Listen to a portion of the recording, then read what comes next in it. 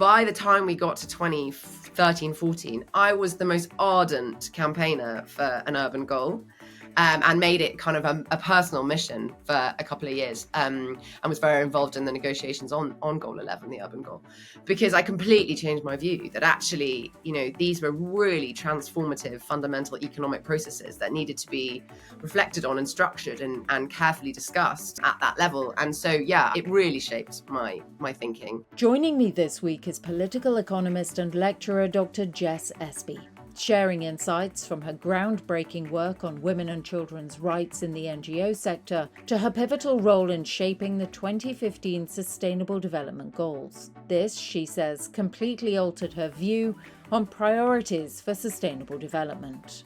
At the beginning of the process, had someone said to me we need a goal on cities and urbanisation, I would have laughed them out of the room, she notes. Today, Dr. Espey believes urban expansion is fundamentally transforming the face of our world. Being part of the process was an incredible experience. No other negotiation in the history of the UN lasted this long. Asked if the goals are ambitious, Dr. Espey tells me if they hadn't been, it would have been a waste of time. As for the global institutions themselves, she says they're crucial, but out of date. As people grow and change, it's time for our global governance to do the same. Jess Espey, welcome to the podcast. Hi, thanks for having me. Your book, Science in Negotiation, it's been recently published. The premise is that there isn't enough science used in international governance, policymaking, global decision-making. How dangerous is this? Thanks. Yeah, good question. I think dangerous is obviously quite an extreme term, but I think if you take a long-term view, it is relevant and applicable. The challenges that we face today are completely different to anything states have seen in the past. And the systems of global governance that we use today, the UN, the IMF, the World Bank, the Security Council, et cetera, were built in a very different era. Now, that's not to say that they're not still incredibly relevant and vital for international stability. They are. But today, some of the biggest threats facing humankind are shared, and they're environmental in nature. Of course, climate change, but more so than that, biodiversity loss, rapid urban expansion, plastic consumption, so many other issues that we could talk about at length.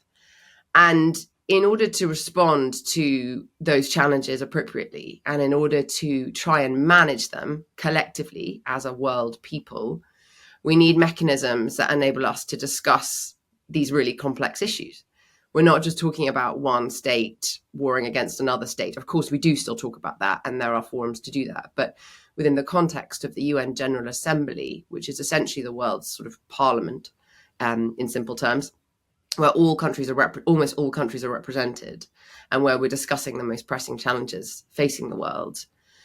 We need to be able to have conversations about some really tricky scientific issues, ocean acidification, temperature change, etc. And you can't just take snapshots or personal opinion. You need to look at long-term science and evidence and data and see how it's changed over time and what impact we as mankind are having upon it. And I think a really good example of the problems of not having more scientific engagement in these institutions is demonstrated by the challenges and opportunities associated with urban expansion. So today, close to 2/3 of the world's population are living in urban areas. It's estimated that urban areas contribute 65 to 75% of global greenhouse gas emissions from the total energy mix. It's also estimated that between now and 2050, urban land areas are going to double or triple, which means we're going to be building huge new megacities, which we have to do, and which is not necessarily a bad thing as we come to grapple with population growth and so on. In fact, it's probably very, very rational and logical to minimize our environmental footprint. But in the process of building those cities, we're going to use more resources than we possibly ever have done before in building any of the cities of the world today. We're going to be, removing more minerals from the soil. We're going to be using huge amounts of green land, and that's going to cause rapid biodiversity loss. Urban expansion is already one of the primary drivers of biodiversity loss around the world, and so on and so on. And as you can tell, I could talk about this for ages, but the biggest point is that this is not being discussed. If you look at what's been tabled within the General Assembly for the last 4, 5, 6 years, and even within the IPCC, the Intergovernmental Panel on Climate Change, which is the science body to discuss climate change, the impact of urban expansion is actually a very, very tiny slither of what's discussed. And it's actually almost never been tabled as a standalone issue in the General Assembly. And yet it's fundamentally transforming the face of our world. And I personally believe that if scientists were being given more of a role to say, these are the most pressing challenges, these are the biggest things coming down the track, and this is how mankind is going to change the world, then the nature of the discussion in those forums would be very different. So that's kind of that's the point I was trying to get across in the book, which was a retrospective of how science has been used over the last sort of 5 to 10 years. But that's kind of the key takeaway. Why is it not discussed? Is it just that they want to sweep the issue under the carpet, or is it fear of, what will come out if it is discussed? I think it's a real combination of things. I mean, I think for starters, I don't think we have actually fully acknowledged, in the political elites around the world and in international policy conversations, that actually the urban dynamics are as fundamental as we thought. We've always talked about urbanization and rapid moves to cities and so on, and we've always considered it important, and there are more mega cities, and there's lots of sort of token statistics thrown around about things like that. But how often have we had a meaningful conversation about how urban form is going to fundamentally change everything, every single system you can think of in the world? And that is entirely man-made. It's, along with climate change, it's probably one of the sole things that we can really identify is uniquely man-made and is fundamentally changing the world. And yet it doesn't get discussed that much. And I don't think it's willful ignorance. I think it's just that actually the science is all still pretty new. We've only really been studying it in any systematic way for the last sort of 20 years. And urban form is changing so dramatically that it is really quite cutting edge. So that's just one example. I think the other problem, as I very much talk about in the book and in a lot of the work I do, is that the institutions we have are crucial, but they are very out of date. And as I alluded to at the beginning, they are, they're the product of the kind of early 20th century politics, and all institutions need to evolve and change. It's natural as people evolve and change. And so it's time for our global governance institutions to evolve and change as well in order to respond to these kinds of crises. So I think it's both. Obviously, occasionally there is some, willful denial, and there are some extreme parts of the political spectrum who don't want to engage with these questions. But I think on the whole, I have, a lot of confidence in kind of the international order, if you will, and our ability to make, incremental progress. So I don't think that's the primary reason. The Sustainable Development Goals, obviously established back in 2015, following an end to the Millennium Development Goals. The aim, obviously, to make countries a little more aligned in terms of development and growth and health, education, blah, blah, blah. However, we are at that halfway point. We've only reached, 15%, around 15%, maybe it's a little more now, of targets. We're talking there about the science versus the politics. Is this, would you say, indicative of politics ignoring the science, that we've only reached this point so far? It's a tricky one to unpack. I think obviously we've only got an hour with this podcast. We need an entire year to talk in full about this. Exactly. Look, the point is that we all are aware of what's happened since the SDGs were agreed. We've had COVID. We've got obviously the current conflict right now in Israel-Palestine. We've got the Ukrainian situation, etc., etc. The number of conflicts and crises have grown exponentially. The number of people forcibly displaced has grown exponentially. Our awareness now of the threat posed by pandemics and kind of new forms of disease has really grown. And so people are, the politics has necessarily changed to respond to those crises, which means we're in a slightly different place than we were in 2014-15 when we were negotiating this quite sort of idealistic set of goals around the kind of long progress of human history and how we would slowly step towards the improvements in all these different areas. Having said that, though, I'm still very confident and I still firmly believe that they are a very valuable tool and they still have a useful role to play.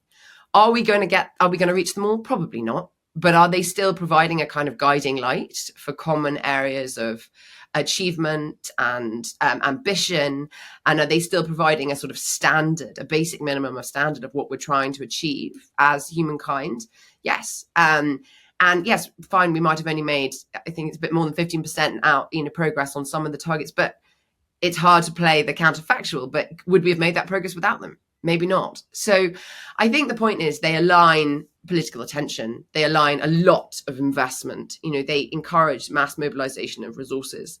Maybe not the levels we'd like to see, but certainly, they've really helped coordinate international aid, the philanthropic sector, some private money. And I think really positively, we've seen a huge engagement by the private sector in a way that we never saw with the Millennium Development Goals, which was the predecessor agreement. We've seen loads and loads of companies now aligning with the Sustainable Development Goals, trying to think about how their investments, how their decisions contribute to better, improvements in different aspects of the agenda. So I'm still very optimistic about what they can achieve. And we've still got a good few years. We've got 6 years to go till the deadline. And I think we'll probably see exponential progress in the run up to the deadline. It's in human nature to want a hard target and to then sort of really only pull your finger out towards the end. So I think that's what happened previously, and we'll probably see that again. At least I hope we'll see that again. That's coughing. I don't have COVID. Yeah. You were part of the team that created the Sustainable Development Goal agenda. We'll talk about that in a moment. I'm going to go back to 2010. You were working for an international NGO, exploring women's and children's rights, how to advance them in policy development. You wrote an opinion piece on what a post-15 agenda might offer the children's rights. What did you see as crucial for change at that point when you were writing that piece? I think at that point in my life stage career, I was very interested in, partly through personal experience, being a woman, having seen sort of deprivation specifically relating to children and so on, sort of growing up and having traveled and so on. I was just personally very interested and committed to focusing on inequality in all its different forms and manifestations. So that might be group-based inequality like discrimination or inequality affecting women and girls and other groups, or it could be, income and asset-based inequality. I was very aware. I lived a privileged life as a Caucasian British girl, and was just particularly interested in kind of what we could do to tip the scales or rectify the balance for other people. When I then started to dig into the research and kind of had done my academic training and worked in think tanks and so on, I then joined a charity because one of the things I was really passionate about and what the charity in question was doing fabulous work on was around equity. So there was this, by that I mean, not just inequality, but looking a bit deeper to make sure that all groups were managing to progress equally. So we were having this phenomenon in the early 2000s after the Millennium Development Goals, that a lot of rapid progress was being made on poverty reduction or access to schooling or whatever it was. But many, many governments were targeting the near poor, the people that were just on the poverty line, but who were very accessible, who maybe lived in cities, who were kind of near to public services, where it was cheap and effective and efficient to sort of improve their condition, which was crucial and important. And it was good work. But the problem problem was that the very poor, the most destitute, those people who suffered disabilities or whatever else, were being left behind, and the gap was getting even worse. So I think one of the things we were really keen to focus on at that charity, and to use any new global agenda to draw attention to, was the fact that you had to focus on all groups at the same time and try and focus not just on the easy to reach, but on those in the hardest, areas and the most inaccessible parts of the world, and really direct extra resources to those groups in order to have equivalent results. So yeah, we were quite focused on equity, and there was a big campaign in partnership with entities like UNICEF to kind of make that a key part of the new agenda, to make sure that whatever progress was being made, there was due attention to the most marginalized, most deprived, and that we were really focusing on all of the sort of predominantly bottom 40%, and making sure that we were catalyzing progress for everyone. Have you seen change? Have you seen the change that you potentially wrote about that you wanted to see? Yeah, absolutely. I mean, from a sort of political standpoint, absolutely, the language has completely changed. Equity became a huge part of the SDG agenda, and in the negotiations running up to their agreement, the big motto of the Sustainable Development Goals is "Leave no one behind," which was entirely the product of all that campaigning. And it wasn't just us. There were, as I said, UNICEF, there were loads of campaign groups, there were lots of different interest groups kind of pushing this agenda. So a huge force kind of came to bear to make that the theme of the negotiations. And so, no, absolutely, in terms of attention and interest in equitable progress, that is completely changed and has been amazing. In terms of practical changes, yes, I mean, I have, there have been rapid accelerations amongst some groups, but of course the inequality issue is still incredibly live. And particularly if you look at income and asset-based inequality, we all know the statistics about the top 1% earning as much as the bottom 40% and so on, and that continues to worsen. So have we fundamentally sort of tackled the income and asset-based inequality issue? Absolutely not.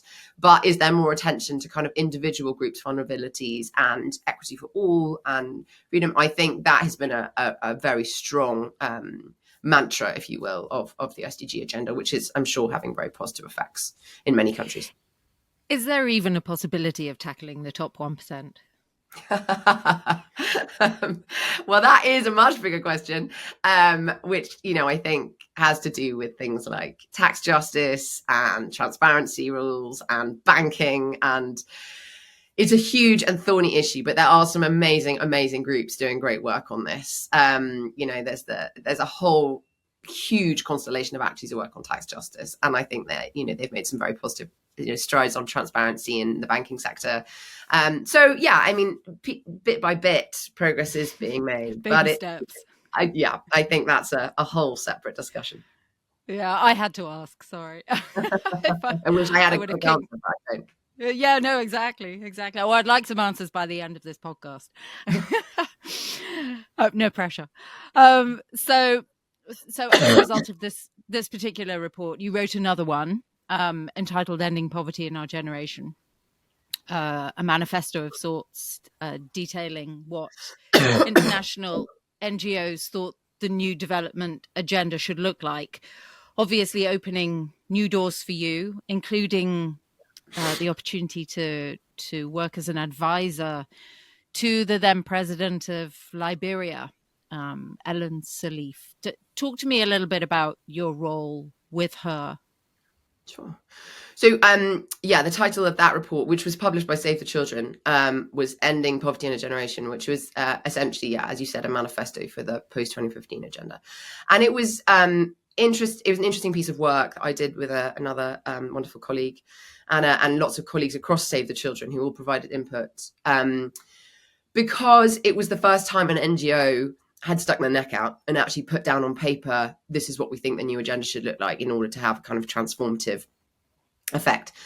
Obviously, what we proposed then and what we finally ended up with were completely different. And obviously, over the course of the deliberations, my views on what should be in the agenda completely changed. But it was a great starting point, if you will. And because it was one of the first statements that was put out, it got quite a lot of attention.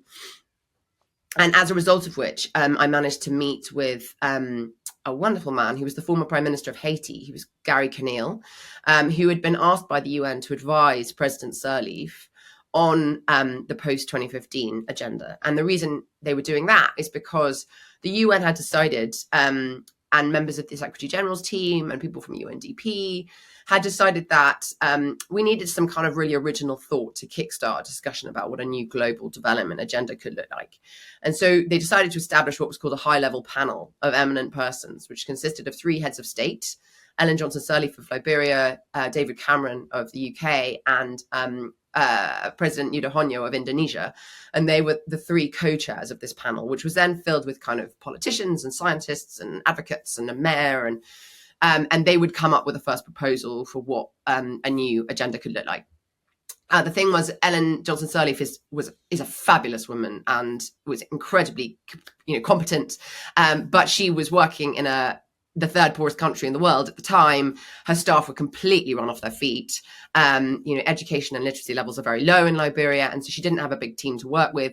And so she just, as much as she wanted to do it personally, she just didn't have the team. And so the UN asked Gary Conneal to go, and then I met with Gary, and he said, you've started thinking about this, come and work with us. So very generously, Save the Children seconded me there for the first bit, and then I was separately funded and worked for the Liberian government for a couple of years as an advisor on this international process, which was, a remarkable experience, and getting to work with the first female president of Africa. President Sirleaf was just absolutely incredible. So it was a very inspiring experience. Yeah, absolutely. But going from the comfort of London to Monrovia, how was that? It was an adjustment. My father my father was born in Central Africa. I traveled there a lot as a child. I was very fortunate to travel there a lot as a child. So it wasn't completely unfamiliar, but living in Liberia was very different. Obviously, it's an incredibly poor place. That's not to say that, you can't get your creature comforts and so on in Monrovia, but which is the capital city. But it was a real adjustment. I think, though, that, it was an incredible experience. I would do it again in a heartbeat. I would happily move back there if work ever necessitated I needed to. It's a really sort of energetic, young, inspiring place to work. And I think one of the most rewarding things about the whole thing was actually intellectual. And it was that I came from a British education system where, we were all encouraged to sort of focus on the written word, if you will. So, we'd be advising President Sirleaf, and I'd be frantically scribbling away and trying to get everyone's inputs and write something down and put it on paper and get it in front of her as sort of, could this be right? Or could this be right? And actually the tradition in West African culture and in Liberia was much more sort of oral based. So there was a lot of discussion. There were a lot of, these sort of long lunches where people would sit around chewing the cud, and I'd be sitting there so frustrated thinking, God, why are we not working? Why are we not at our desks? I should be typing this down. And it took me probably a year to get into the groove of actually realizing, God, these guys are actually generating really interesting ideas. I was working with some fabulous African academics, who might not have published a lot in Western academic publications, but, were incredibly well respected. And, it was much more about kind of conveying your ideas interpersonally and orally, as I said. And so it took me a long time to kind of relax into that, enjoy the ride, if you will, and then try and distill what was being said into written outputs to kind of come up with positions for the president's office and so on. So it was an education in how to work differently, which was actually incredibly rewarding. For your understanding of sustainable development goal agendas and what you needed to take to those meetings, that were you doing them parallel to working in Liberia, or did that come just after? Sorry, just to clarify. So what do you mean? So in terms of how we were engaging with the SDG negotiations? Yeah. So you were part of the bigger team that was dealing with the SDG agenda. Was that in parallel with your work in Liberia, or was that afterwards? No, so in Liberia, my role was to support the high-level panel process. Right. And then they came out with a final report that was presented to the Secretary General and so on. And then thereafter, I worked with President Sirleaf's team to advise the AU on the AU common position, the African Union, on the African Union's common position on the post-2015 agenda. About midway through that point, though, I decided to leave Liberia for personal reasons. And then an opportunity came up to work in New York with a new outfit at the time, which was called the UN Sustainable Development Solutions Network, which was being run by Jeffrey Sachs, who was then the MDG advisor to the previous Secretary General. And he had been given a mandate with SDSN to try and establish a global scientific network that would provide advice and science inputs to help shape the new agenda. And so it was a really great opportunity because it happened. I'd get to be in New York when the negotiations were happening. I got to work with some fascinating people like Jeffrey Sachs, who, however controversial he has been in the past, is an incredibly inspiring and fiercely intelligent man. So that was an incredible experience. And I also got to work with a huge array of scientists, which was something I fundamentally then and continue to believe in, and to try and sort of assimilate and condense and consolidate their views into sort of politically relevant negotiating positions. So that's what I then went to do. So I moved to New York. I was there from 2013 through till 19. So throughout the whole negotiation, and then subsequently the negotiations about what the indicator framework would be with, which dragged on a bit longer. And so worked with SDSN and with member states in New York on the negotiation. So would you say then that your time in Liberia, working alongside these, incredibly smart, intelligent, knowledgeable people, gave you a better understanding of development issues within countries that need the Sustainable Development Goals? Yeah, it completely changed my view. I think it just made me a lot more pragmatic, as is the case when you're in your 20s, which I was.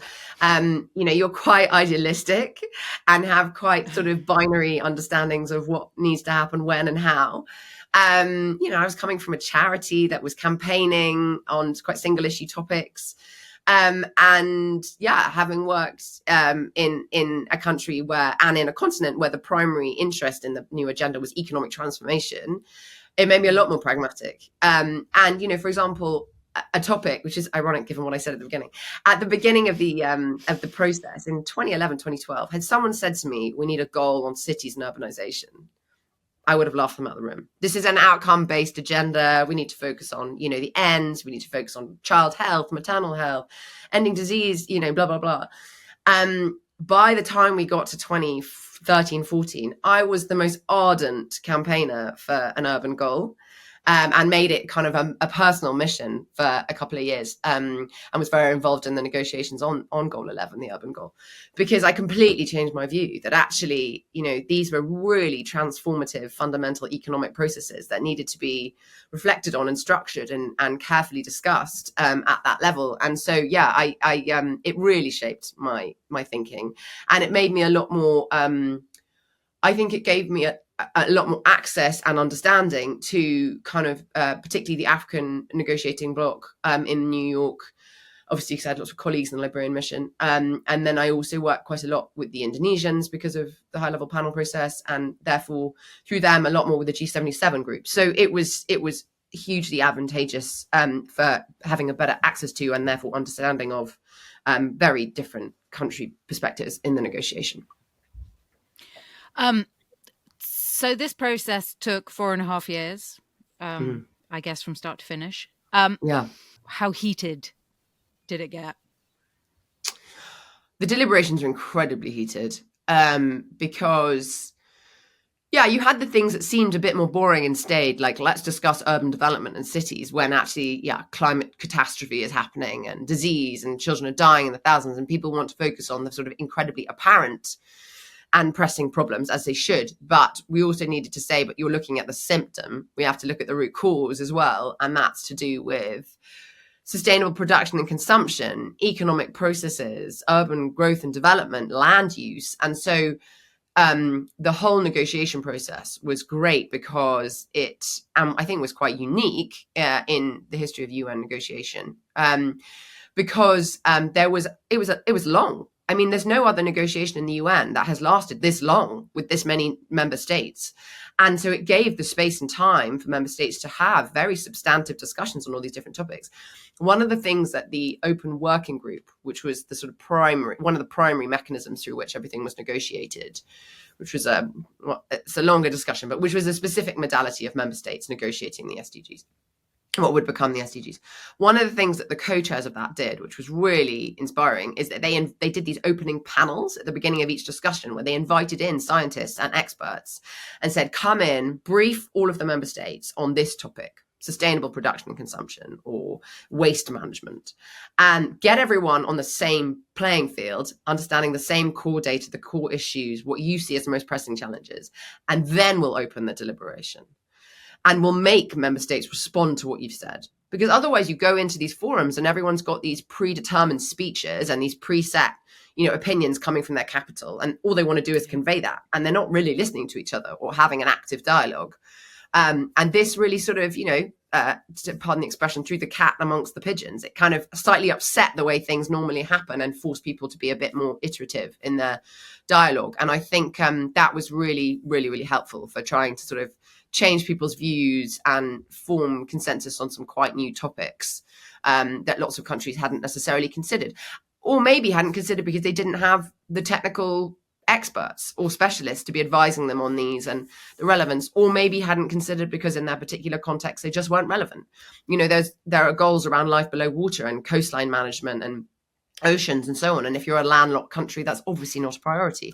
But throughout the course of the negotiations, member states were encouraged to sort of identify what were the collective problems, and take, if you will, an average of the issues, and then those become the sort of primary focus. So yeah, I think that was really really sort of innovative. That's actually really interesting. So even if it was a landlocked country, they were still expected to comment and give opinion on the ocean. I mean, they might defer and say, we agree with the positions of X country, or we take the line of our particular negotiating bloc. So the G77 is a bloc that tend to negotiate together. Was traditionally formed of kind of African and many low-income countries, but it's become much bigger now. It also includes China. It's traditionally the developing countries, although we don't really use that term anymore. So often member states, they didn't have a perspective, would say, I align with the position of my bloc. But it did very often encourage countries to come out in support of one or other neighbour or ally that, they might not have done otherwise. Right. But I guess, ultimately, they will contribute to a certain amount of waste, plastic, things like that. So, they kind of... they have to be aware of the consequences of their actions on the countries that do have the oceans on their And I think doorstep. The other thing that this point alludes to is the relative applicability of different goals and targets. So, let's take, for example, the child mortality goal. There was a big focus on ending child deaths, preventable child deaths under 5. And that is eventually the target that was come up with. The idea that no child under the age of 5 should die of something that we have the modern medicine to resolve, or because they cannot access a facility, or they cannot be assisted with their mother cannot be assisted by a midwife, etc., etc. And there were a lot of people in high-income countries that sort of said, well, that's not relevant to us. We have access to, we have, in some countries, universal access to healthcare. We have, in some countries, free public services and so on. And so, they were negotiating these goals and targets and saying, well, yes, this is important, but it's not applicable in my country. So we'll agree it, but we'll agree it for the rest of the world, which was kind of the mentality we'd had in the MDGs, which was very much a development agenda for low-income countries. It was essentially the West saying, these are what we think are the most pressing global challenges that we will use our aid and attention to help you resolve in the global South.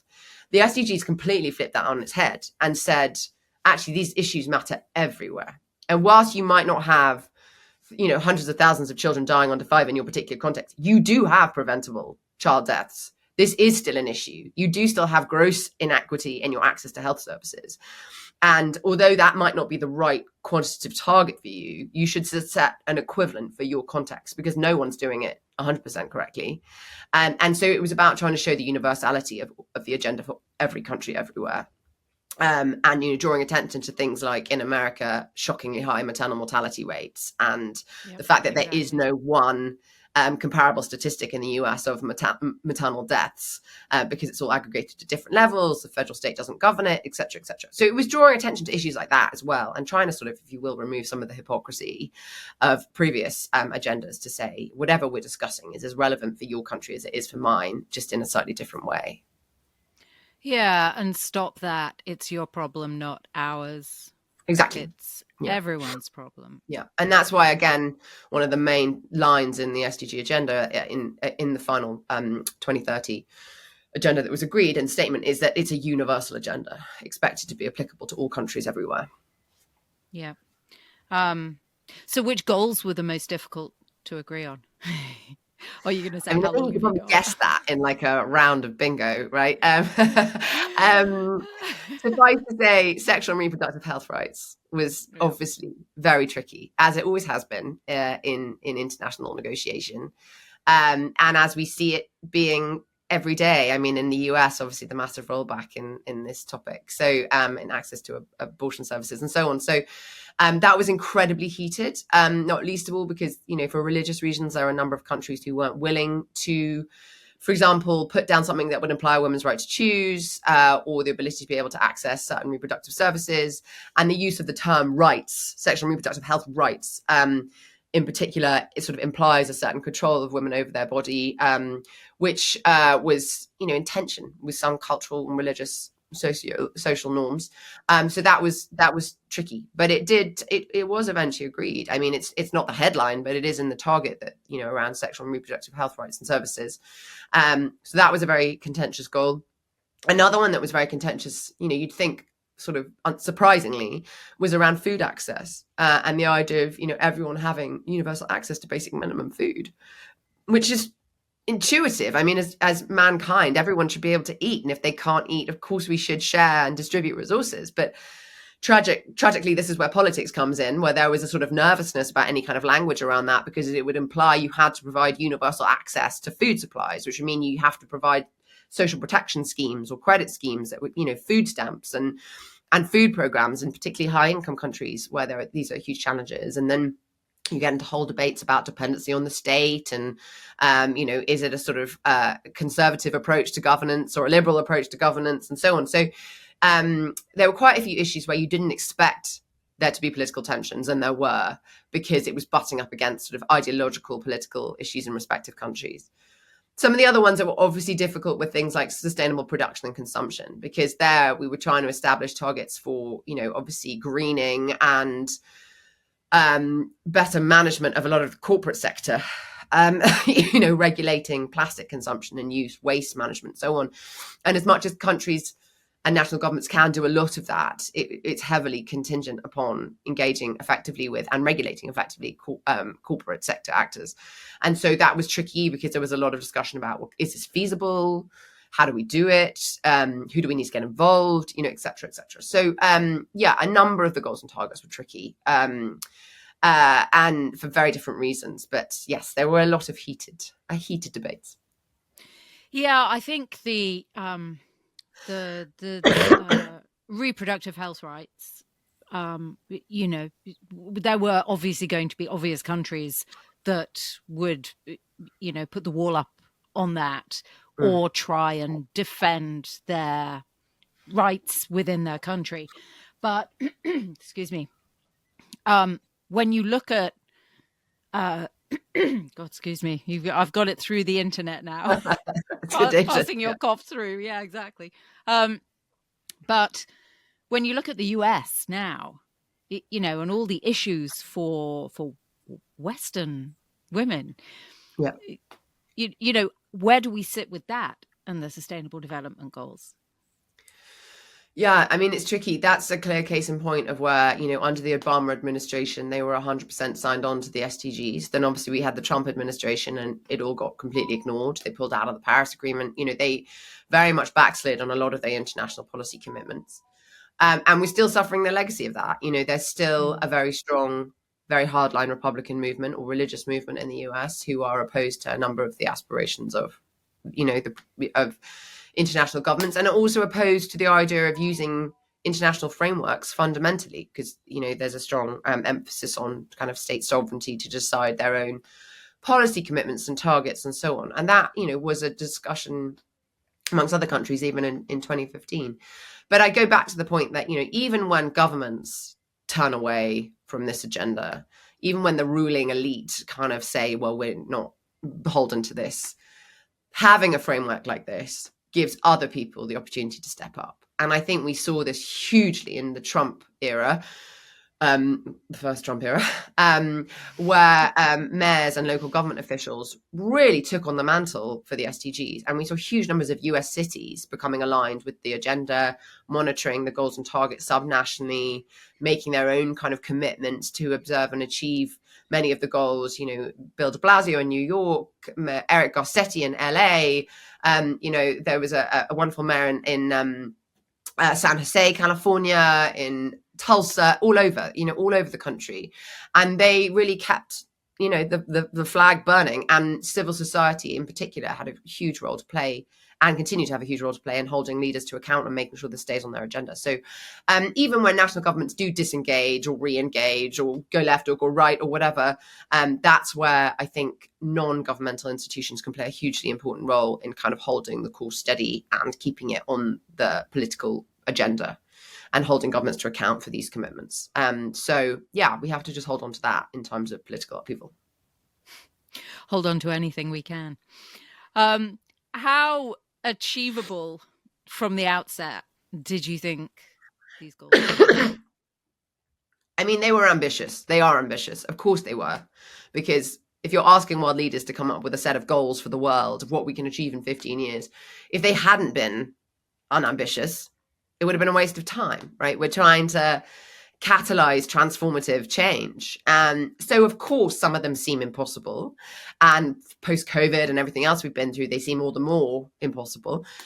But the point is that they are aspirational. They are a goal, right? And all we can do is strive to get as far as we can, and to try and reach that and hope that one day we will.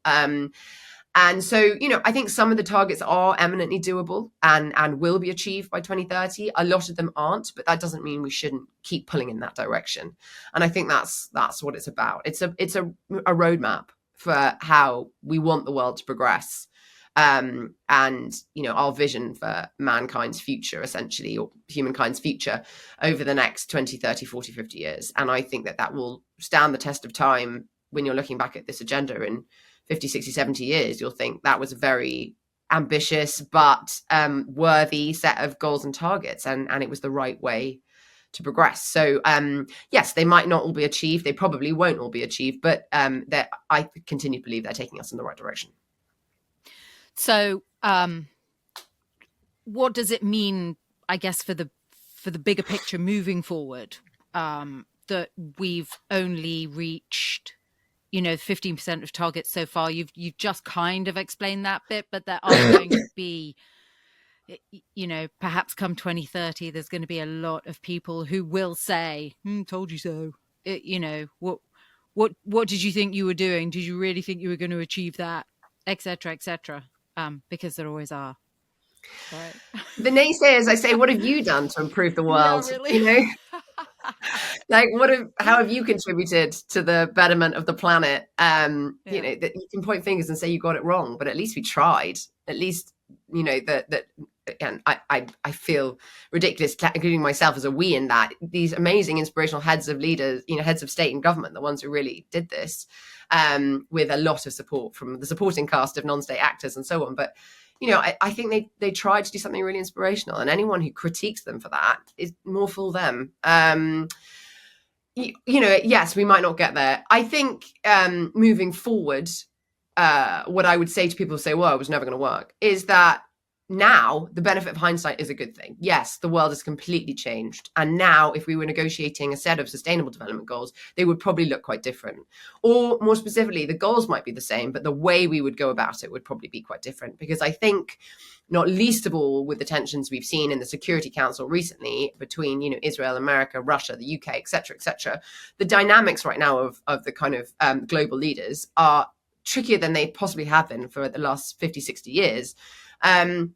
And so, we're not in a kind of environment where we can necessarily have the same level of trust and camaraderie and kind of willingness to negotiate that we had back then. Yeah. So if we were trying to do it now, I think it would probably look quite different. I think there'd probably be I personally think there'd be a lot more emphasis on kind of devolved objectives and goals, maybe thinking about regional target setting and goal setting, and working in different regional blocks.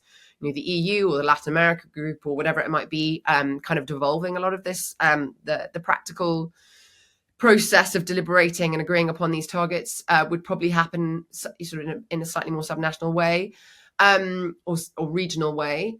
But that's not to say that there aren't, a lot of these challenges do require global cooperation, whether we like it or not. Climate change requires global cooperation. Ocean acidification requires global cooperation. There are transboundary global public goods that we have to discuss as a world. So, I think a lot of the institutional dynamics would be different today, but there are still things on the table that we have to discuss, whether the politics are toxic or not. So I think anyone looking back would say, yes, it was ambitious, but we did what we could at the time. Now it would be slightly different. But I still think that the values and the goals and the objectives of what we tried to come up with are as relevant now as they were then. So as you keep alluding to, the world has changed quite considerably since the Sustainable Development Goals began, the agenda began. You've got continued conflict. You've got migration of people, massive migration of people through war, through economic issues, through all kinds of different issues. How do you, and I think that, there's a lot of countries, a lot of Western countries, obviously these people are going towards. How do you monitor the Sustainable Development Goals? How do we keep a track of who's doing what with this massive movement and the continued conflict? And obviously, some countries don't have the capacity to document everything as other countries do, and some people don't want to document stuff as other countries do, etc. How do you keep it fair and real moving forward? I think one of the things the SDGs did, which was really transformative, is there was a really strong emphasis on data and on improving the data that's available for monitoring sustainable development, and in particular statistical systems. And that's something I worked on considerably from 2015 to 2020, which was kind of, how do you get robust information on what's going on? How do we track if we're making progress or not? And there was a huge attention to what people call the data revolution, right? How can we capitalize on new technology, new advances in the Internet of Things and sensors and so on, and satellite imagery in order to monitor all this?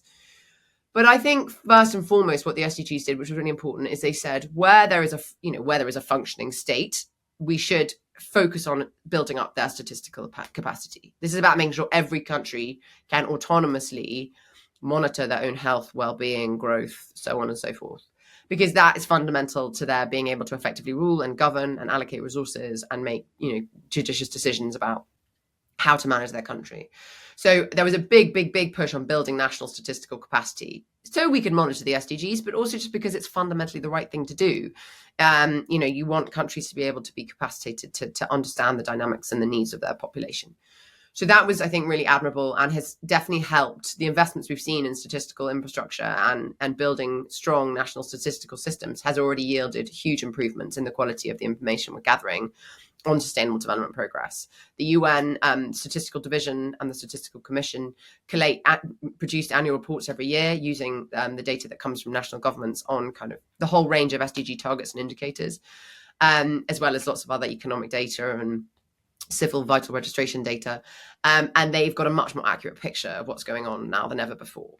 At the start of the SDGs, a third, I think it was, if not more than a third, of the SDG targets and indicators that came up with were unmonitorable. We didn't have any data. We didn't know how we were going to do it. Today, every single indicator has data points. Not for every country, but everything is now monitorable. Everything now has a method and an approach and a system, and countries are doing it. And, slowly, we're seeing that really, really improve. So I think that's a huge win.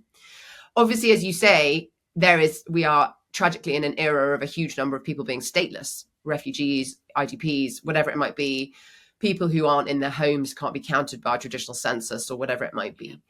And in those instances, that's where I think the new technologies can play a really useful role to play. I think, for example, there's some brilliant work done out of the University of Southampton with a group called Flowminder and another group in America called PopGrid, where they take satellite imagery of dwellings. And these could be rough refugee camps. They could be tents. They could be, corrugated iron sheds. And based on the size of those dwellings, the location of those dwellings, and other contextual factors, using that aerial imagery, they can estimate how many people are there. What's the population density? How close are they to a service? They can see using aerial imagery, where are the toilet blocks? Where is there a flagged hospital point? Where is how are they entering and exiting this village or dwelling or refugee camp? And they can map all that out and use those infrastructure maps to basically give us an estimate of what are the public service needs for these populations. How many men, women, and children are likely to be in this dwelling or this settlement or whatever it might be. So that's where particularly advances in satellite imagery, but lots of other technologies too, is really yielding massive, advances. And another brilliant example is provided by Afghanistan. I mean, Afghanistan's last census was 1972. So their last full proper count of the whole population is 1972, which is, nearly 50 years, over 50 years ago. It came to, there were partial censuses later, but they were partial because of conflict and everything else. Yeah. And then again, the University of Southampton group, Flowminder, managed to put together, using aerial imagery, an estimate of what the modern census is. And now Afghanistan has, it is still an aerial estimate, but it is pretty damn accurate based on most tests. And it now gives the Afghani administration an ability to actually understand the population needs and requirements and dynamics in a way that was never able before. So when you have governments with limited capacity, or you have conflict or inaccessible regions, or you have stateless groups, I think these new technologies are incredibly important. Obviously a huge amount can be done with telecommunications data.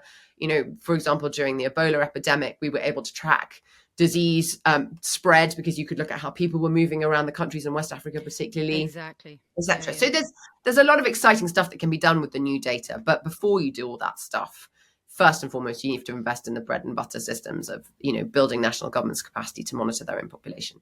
And I think the SDGs have done a lot to draw attention to the necessity for these kinds of data improvements. Just a quick note on Afghanistan. How does that work now with the Taliban? Yeah, I mean, of course, they're not reporting into the international system. We don't have the same... there isn't the same kind of exchange there was before with, national statistics being sent to the UN regularly and so on.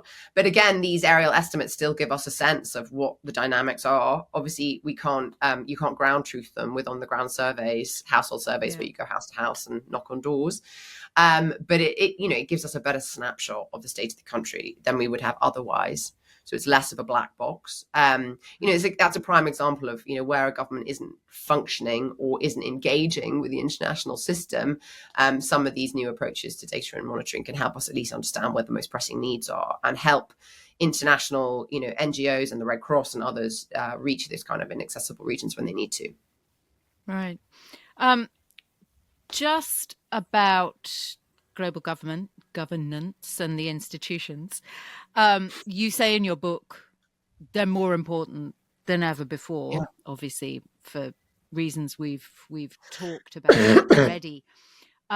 Yet they're in a state of disarray. We know that there's been declining UN funding, declining international aid budgets, reneging on rights commitments, blah, blah, blah. What's the answer, Jess? I wish I knew. My sense is that, there's been a huge focus. The current Secretary General, the Secretary General Guterres, has made, and Deputy Secretary General Amina Mohammed, who's a wonderful tour de force in the UN, have put a huge emphasis on UN reform. And they've really tried to, where they can, bear in mind they're butting up against very strong member state influences, but they've really tried where they can to try and make many of the institutions more fit for purpose, more modern, more using more information, using more data, et cetera, et cetera. The institution I understand best is the General Assembly, which what I've already referred to as the kind of senior most negotiating forum for the UN. And I have a lot of recommendations of how that could be strengthened and modernized. But I that's a bit technocratic, so I won't go into that now. I think in this period of, tension and instability, we need to look at it not just as sort of, there's not one primary institution anymore. It's not just the UN trying to govern the world, as was perhaps envisaged by Truman in the 40s. It's a web of global institutions. And groups like the G7 and the G20 are more important than ever before, and are having incredibly influential, roles in determining policy agendas and setting priorities and so on. So I think it's about engaging across that spectrum, looking at how, where they've all got strengths and weaknesses, and how all these institutions and the kind of dialogue that's happening across them all works together, is consistent, and it's about civil society actors, campaigners, NGOs, and so on and so forth, engaging with those entities as well, sort of seeing the world now as a series of supranational institutions that are all working on these different issues. It's basically more complex than ever before, more messy, and it's more of a spider's web. But there are still different types of institutions all consistently trying to govern the world. It's just about trying to understand how you engage with them all. So I don't think, the importance of, in spite of the tensions we're currently in, these institutions of global governance are as important as ever. We just, whilst there's some disbelief in and disinvestment in some of the sort of traditional institutions like the UN, we just need to focus on these other supranational entities, whilst also seeking to reform the institutions we've got. So, and I think, I'm very optimistic that, particularly in this era of environmental change and challenge and threat, the world will continue to pivot back to groups like the IPCC and the Conference of Parties and the UN system, because they are what we've got. They're the best we've got. So and they're the most legitimate negotiating forums we've got, where almost all countries of the world, barring a few like North Korea, are represented. So, I think we have to keep turning back to them time and time again. And if we need to reform them to make them better, then let's do that. So yes, I stay very positive about multilateralism in spite of its, ups and downs and all the rest. The chaos. Is it a problem that it's lost all this funding? Yeah, it's a huge problem. Yeah, absolutely. Because they're having to make very difficult decisions, as any government does when it has budget cuts. So too does the UN. It's having to make decisions about what programs it closes. Do we not focus on something to do with, I don't know, helping to work on better policy around migration, or working on standards around sustainable manufacturing of X, or whatever it is. There's a lot of important kind of policy work that the UN does to help establish norms and standards and blueprints for countries. They're guidance materials, but they're incredibly important for kind of governments who don't otherwise know where to turn. And a lot of that work gets cut. A lot of core operations in different countries gets cut. Peacekeeping forces get reduced. Boots on the ground helping things like rolling out essential services, like providing stopgap emergency medical care, funding health systems where there isn't capacity. That all gets reduced. So it's a huge problem. Thankfully, we have seen in the last 20 years a huge rise in private philanthropy that has stepped up in many cases to fund a lot of the things that the international system previously funded. The Global Fund for AIDS, TB and Malaria was hugely bankrolled by, for example, the Gates Foundation. Now, whatever the complexity and challenges of that, that has played a really fundamental role in making sure that we can still provide that kind of essential medical and health care. So, thankfully, there are other mechanisms that have filled some of the gaps. But no, it's hugely important that member states go back to providing core contributions to these international institutions if we're going to continue to respond effectively to an increasingly complex and difficult array of environmental challenges, particularly. It's that top 1%. Sometimes they come good. Sometimes. Yeah. And I think COVID, I should also just say, I think COVID, one positive thing to come out of COVID is it has really reaffirmed the importance of international collaboration on pandemic preparedness. And, there was, when the crisis hit, everyone turned to the WHO. The World Health Organization, which is a UN associated institution, is a UN institution. And they were the ones that were coming up with global health policy and establishing standards and norms and how are we going to manage travel bans and, et cetera, et cetera. So again, that was a very strong demonstration of the fact that you need this kind of institutional architecture for international collaboration during a crisis.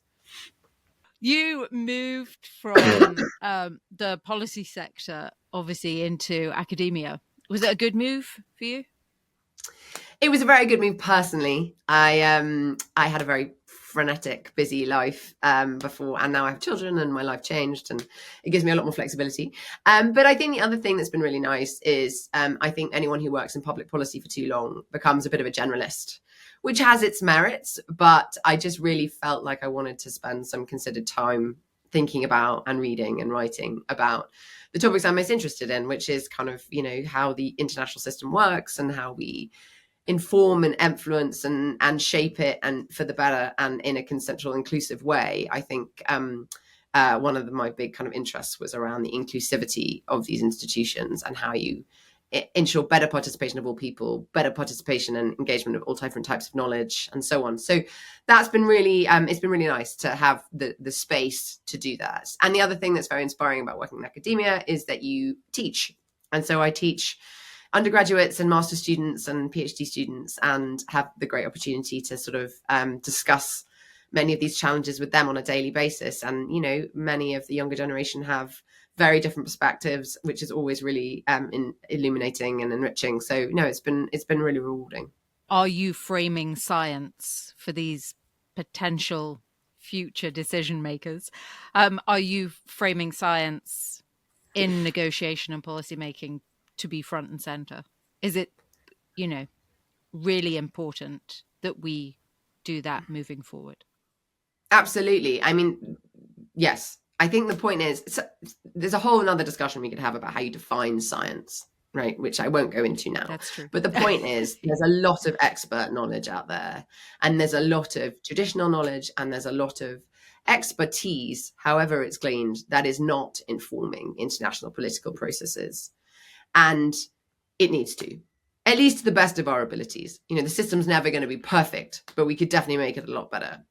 And so what I'm sort of arguing is in all of these institutions of global governance, of international regional governance, or even national government, listen to the experts. By all means, it is ultimately a political decision and a policy decision by elected officials, ideally. But make sure you've listened to the experts first and the people who've spent their lives studying these topics. And they are everywhere, in every country, in every context. There are amazing people who've studied anything from the microbiome of the amoeba to, kind of the history of climate change and studying ocean sheets or whatever it might be. And so often those experts are not privy to the political discussions.